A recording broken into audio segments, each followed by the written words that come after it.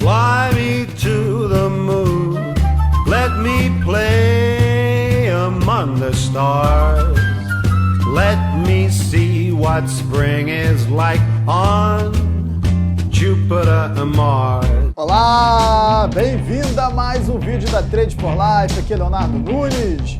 Voltamos à crise mundial do dólar com a série Origens. Este é o quarto episódio e hoje vamos entender um pouco mais sobre a crise mundial do dólar. Vamos falar um pouco sobre a situação da moeda americana, balança comercial, por que os Estados Unidos ainda não entraram num processo de inflação que o resto do mundo já passou, já que os americanos, através dos bancos centrais, vêm imprimindo muita moeda nas últimas décadas. Então, se você está preparado para a verdade, aperte os cintos porque vamos decolar.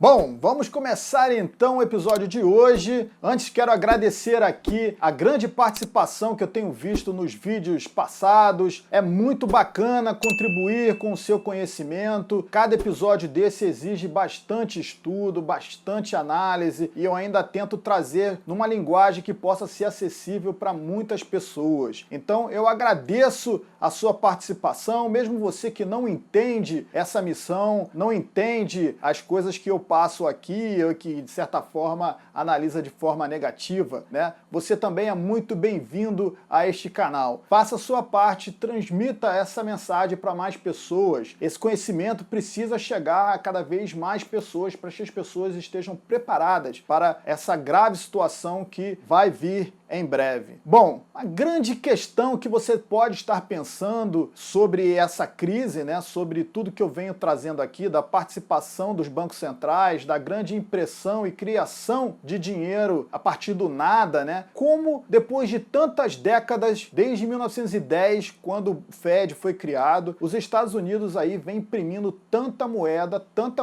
ela vem se desvalorizando, Uma coisa bem bacana e comparativa sobre essa questão da desvalorização da moeda é se você pegar contratos de esportistas antigos, os jogadores de beisebol, como o Babe Ruth, o maior jogador de beisebol americano, por exemplo, ele renovou um contrato anual de cerca de $35 mil. Na época, $35 mil era uma fortuna, era muito dinheiro. Mas, ao longo de mais de 100 anos de tanta impressão e desvalorização da moeda, hoje $35 mil não tem o mesmo impacto. Tanto que, quando a gente fala sobre dívida pública americana, a gente já chega na casa dos trilhões de dólares. Imagina se você pudesse pegar uma máquina do tempo, voltar lá para 1910, 1911 e dissesse ali para um economista que a dívida pública americana em 2019 estaria em 22 trilhões de dólares e que ela cresce aí cerca de 1 trilhão a cada 8 meses. Nossa, esse economista ali estaria com os olhos arregalados e estaria perplexo e provavelmente ele iria te perguntar, cara, e o que aconteceu com os Estados Unidos? Quem agora é a grande potência do mundo? Na verdade, ele se surpreenderia se eu contasse a ele que os Estados Unidos continuam sendo a grande potência do mundo, mesmo com essa grande impressão de dinheiro e mesmo com uma grande dívida pública. Você que já aprendeu sobre bailout, aqueles grandes resgates que foram feitos aí nas últimas décadas, desde a criação do Banco Central americano, foram salvos ali diversas empresas e até cidades. Um caso bem emblemático que eu vou trazer aqui, dentro de vários,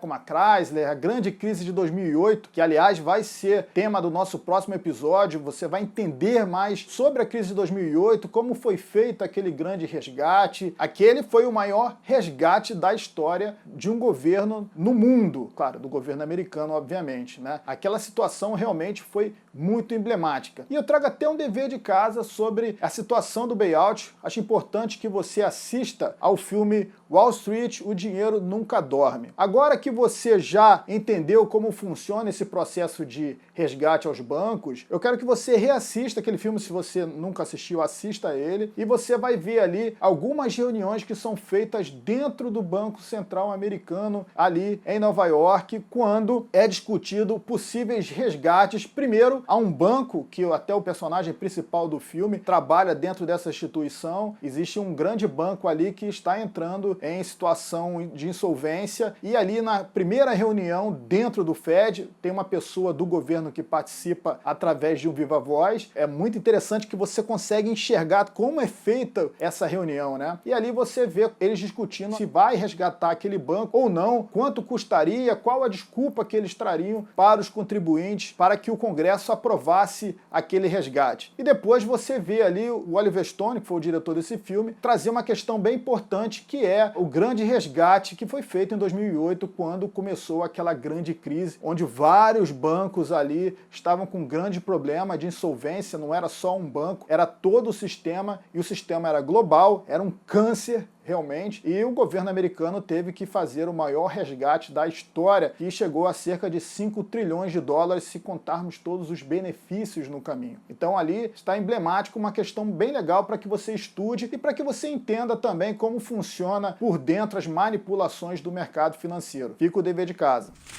Mas voltando à questão dos bailouts, um outro bailout bem importante, talvez você não saiba, eu não sabia também até pouco tempo, até entrar dentro desse estudo, é que uma das principais cidades do mundo, se não a maior cidade do mundo, a mais rica, aquela que você vê nos filmes, aqueles grandes prédios, aqueles grandes arranha-céus, terra do mercado financeiro mundial, de Wall Street, Nova York, assim como o Rio de Janeiro, como o Rio Grande do Norte aqui no Brasil hoje estão totalmente falidos, quebrados, Nova York quebrou em 1975. O Nova York passou por vários governos que tinham essa social-democracia de trazer salários muito acima do setor privado, né? E aquelas grandes benefícios também para desempregados, e aquela grande política social que foi feita em Nova York ao longo das décadas acabou estourando numa grande crise. Depois que eles não tinham nem como pagar os juros do empréstimo, eles tiveram que ir a Washington e pedir ajuda do Congresso. E o Congresso foi colocado contra a parede. Olha, a maior cidade do mundo não vai ter gari para limpar as ruas, não vai ter transporte público, não vai ter polícia nas ruas, vai parar tudo. Então, o Congresso aprovou um grande resgate. O valor foi 2 vezes a dívida que a Prefeitura de Nova York tinha com os bancos. Então, os bancos que participaram daquela reunião saíram, como você sabe, aplaudindo bem, porque eles fizeram uma nova rodada de empréstimos e conseguiram, assim, ter os juros do antigo empréstimo novamente voltar a ser pagos e fazer um novo empréstimo com novos juros. Então, os bancos continuaram ganhando, e esse processo vem se estendendo também dentro de empresas privadas como a Chrysler, entre outras cidades, municípios, e por aí vai até na crise de 2008, como você sabe bem. Mas se fosse outro país do mundo, provavelmente, com essa grande pressão, com esses grandes resgates, o país estaria numa situação de hiperinflação, né? A gente viu várias moedas, por exemplo, aqui no Brasil, acabarem por causa dessa grande pressão, por causa desse grande endividamento. Mas nos Estados Unidos não funciona assim. Ainda tem um fator muito agravante, que é a balança comercial americana. Você que estuda economia, você sabe que balança comercial é um fator muito importante para se apontar crescimento do país. Quando você tem um déficit na balança comercial, né, quando você acaba importando mais do que você exporta, você está em situação delicada. Então, toda vez que você vê uma notícia sobre balança comercial negativa, um déficit na balança comercial, você está sabendo que é uma má notícia. E os Estados Unidos, desde a década de 70, têm trazido aí um déficit na balança comercial. Isso significa que os Estados Unidos gastam mais do que arrecadam. Imagina você, como pessoa física, se você começar a gastar mais do que você ganha por mês. Você vai ter um grande endividamento, você vai ficar cada vez mais endividado. Em pouco tempo você vai ter aí os seus ativos tomados, o banco vai vir realmente tomar aí o que você tem de bens para poder pagar aí esse rombo que você tem. Imagina se você arrasta isso por mais de 40, 50 anos. Você, como pessoa física, eu acho que você nem conseguiria chegar no 2º ou 3º ano dentro dessa situação. Já um governo, ele tem diferentes medidas aí para tomar quando ele chega nessa situação. Os Estados Unidos, por exemplo, ele tem o dólar. O dólar é a moeda do mundo. É a moeda que o FMI utiliza para emprestar dinheiro, é a moeda que os outros países querem para fazer transação comercial. E os Estados Unidos, quando criam o déficit, eles acabam comprando produtos de outros países, então eles compram carros, compram TVs, compram todos os produtos, né,